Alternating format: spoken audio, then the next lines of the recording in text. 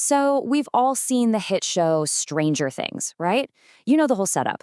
A shadowy government facility, sensory deprivation tanks, psychic kids, and a portal completely ripped open to some terrifying alternate dimension. It absolutely makes for incredible television. But what if I told you that the core mythology of that huge pop culture phenomenon isn't entirely fiction? What if it's actually based on alleged real-world experiments conducted by the military-industrial complex? Welcome to today's explainer, the Montauk Project, and the physics of mind control radars. Today, we're investigating a highly classified, totally atmospheric mystery with an incredibly dark 1980s analog horror vibe. We're going to unpack the source materials detailing this Montauk Project, pull back the curtain on the physics of these alleged mind control radars, and really dig into the secret operations that supposedly took place at a decommissioned military base known as Camp Hero. Let's jump right in. Section 1. The Devil's Sandbox. To really understand these claims, we first need to get a feel for the physical location where it all supposedly went down. Our sources anchor this whole esoteric legend to a very real place, Camp Hero State Park, situated way out at the foggy easternmost tip of Long Island, New York. If you were to go visit today, the landscape is totally dominated by this brooding, brutalist monolith. It's a windowless concrete tower that was originally designed to withstand a near-direct nuclear blast. And sitting right on top of that fortress is a gargantuan, rusting, 70-ton, 126-foot-wide radar dish. Today, it just stands there silent. It's basically a haunting monument to Cold War paranoia. Now, our sources trace a really fascinating chronological evolution that led to Montauk. It didn't just happen out of nowhere, you know? It started back in 1943 with Project Rainbow, which you've probably heard called the Philadelphia experiment. That was an alleged macro-scale physics experiment that accidentally shattered the minds of sailors while they were just trying to cloak a ship. Then, flash forward to 1951, and we see the birth of Project Artichoke and MK Ultra, where the CIA systematically studied how to essentially break the human psyche. The Montauk Project, which supposedly ran from 1971 to 1983, allegedly synthesized those two lines of research. They basically combined the brute force electromagnetic physics of 1943 with the highly targeted psychological warfare of the 1950s. Moving right along to Section 2. The SAGE radar hardware. We really have to look at the mechanics and the terrifying sheer scale of the machinery that made these alleged reality-bending experiments even possible. The sources outline a massive shift in their methodology here. Think of it like a sledgehammer versus a scalpel. They contrast the chaotic sledgehammer energy of that 1943 Philadelphia experiment, which purportedly used 19 gigawatts to just blast a massive plasma sheath around a naval destroyer, with what the engineers at Montauk were allegedly trying to build. At Montauk, they were going for a much more elegant method. They wanted a synaptic scalpel. They were aiming for precise neurological space-time warping, actually targeting the human mind directly, rather than just bending radar waves around a giant steel hull. To pull this off, they utilized the SAGE network. That stands for Semi-Automatic Ground Environment.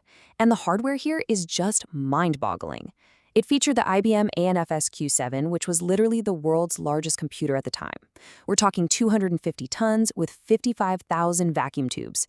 And it was built with an explicit human-machine interface designed to actually fuse the operator's consciousness with the electronic circuits. The radar itself, the ANFPS-35, had a peak power output of 5 megawatts per pulse. But here's the absolutely crucial design flaw in this whole setup. The operators and the subterranean labs were located directly beneath the antenna. They were living right inside a massive electromagnetic saturation zone. So this sky-watching radar inadvertently acted as a human targeting weapon, bathing its own people in the process. Now, the sources we are looking at don't just rely on spooky ghost stories. They actually conduct forensic audits. They claim to turn mundane, declassified bureaucratic tech documents into concrete evidence of a quantum surveillance and manipulation architecture. They're diligently tracking the literal paper trail of how this hardware was actually utilized. Which brings us to Section 3, sledgehammers and scalpels. Because if you're going to run a system designed to allegedly tear reality apart, you run into a rather monumental logistical hurdle. How on earth do you power the thing? Well, our sources outline a really fascinating logistical claim here, calling it the dark power connection. Just 40 miles west of Montauk sits the Brookhaven National Lab, which is a nuclear facility housing the high-flux beam reactor. The claim is that to get the gigawatt-scale power necessary for these wild experiments, an undocumented, shielded, dark electrical umbilical cord was routed directly from that civilian nuclear reactor at Brookhaven straight into the subterranean labs at Camp Hero. Honestly, it creates the perfect compartmentalized cover, right? One base has the giant antenna but seemingly no power, while the other has the massive nuclear reactor but seemingly no antenna. Moving to Section 4, the frequency of consciousness. This is exactly where the technical documents allegedly provide a mathematical smoking gun, connecting the massive radar hardware directly to the human brain. 440 megahertz. Why does that specific number matter so much? Well, according to the audited documents, the fundamental resonant frequency of the crystals inside the human pineal gland, which is the geometric center of the brain, often called the third eye, is precisely 440 megahertz. And if you go and look at the declassified technical manual for that massive Aeon FPS-35 radar at Montauk, its operational band is strictly between 425 and 450 megahertz. This massive overlap is exactly why the sources reach a pretty chilling conclusion, stating, the Montauk Project was not a failed mind control experiment. It was a terrifyingly successful test of a neuro-resonant weapon. They argue that this mathematical alignment wasn't just some weird accident. It was a deliberate assault, actively using frequency as ammunition to attack the physical hardware of human consciousness itself. So, how did they actually execute this? That leads us to Section 5, the execution.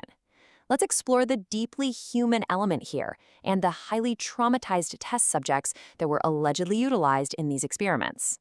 At the dead center of the subterranean lab was the infamous Montauk Chair. This was supposed to be a highly sophisticated human-machine interface.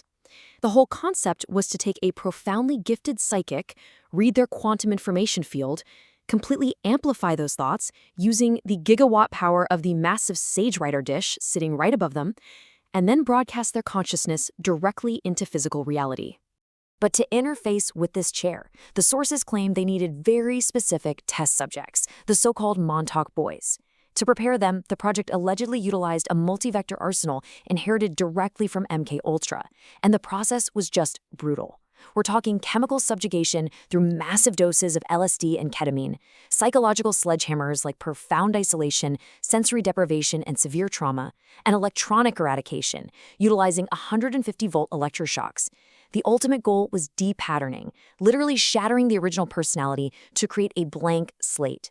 They wanted a programmable host whose mind could actually endure the sheer force of being connected to that radar. Once connected, the chair and the radar were allegedly used together for temporal operations. The sources refer to this as connecting to Project Looking Glass.